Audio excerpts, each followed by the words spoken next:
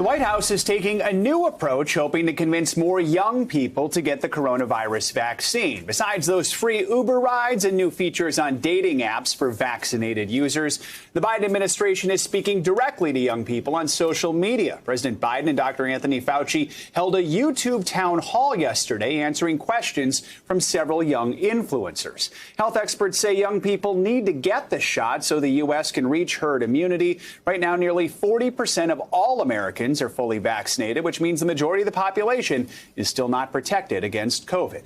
NBC News health and medical reporter Erica Edwards joins us now. So, Erica, let's start with that town hall. What kind of questions and concerns were these young people asking? Hey, Joe, good morning. Well, you know, one of those influencers asked President Biden what one beauty product he would take to a desert island. He correctly answered sunscreen, by the way. But, you know, most of the questions were actually quite serious. Is the vaccine safe? Why should otherwise healthy young people get the vaccine? And also whether there would be any vaccine passports required. Here's what they had to say.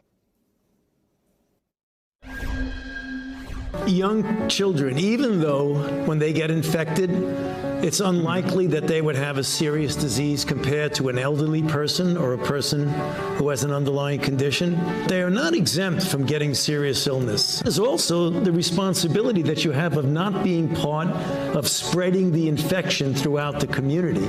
I talk about it in terms of teaching about obligation to other people. It's not just about them. It's an obligation they have to their friends and other people. Now, those YouTube influencers, some of them are beauty influencers. Others talk about wilderness and endangered animals. They have a combined viewership of 27 million people. Certainly, reaching those young adults was key for President Biden and Dr. Fauci. Joe? Yeah, they can reach a lot of people that way. Let's talk about masks, Erica. Several states relaxed their mask mandates, including here in New York. But for the past week, neighboring New Jersey kept its indoor mask rules in place. That's changing now. What more can you tell us about that? Yeah, that's right.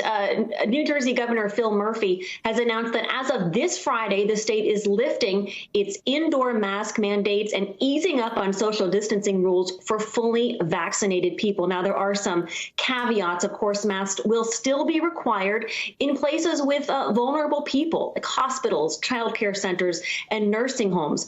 Also, as of June 4th, a week from this Friday, capacity limits will be lifted on indoor and outdoor venues, including MetLife Stadium. Certainly welcome news for football fans. Joe? Yeah, absolutely. And Erica, we can't forget India is still experiencing the worst of the virus right now, struggling with the deadly variant there. Now, new research shows how vaccines are working against that specific strain. What are scientists learning?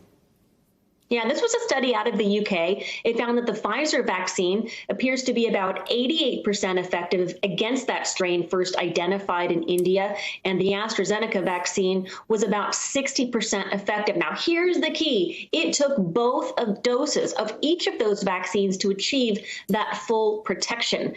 Just one dose of either vaccine only led to about 33% efficacy. That's why they really are pushing both doses specific to that strain first identified in India. Joe? All right, Erica, thank you so much.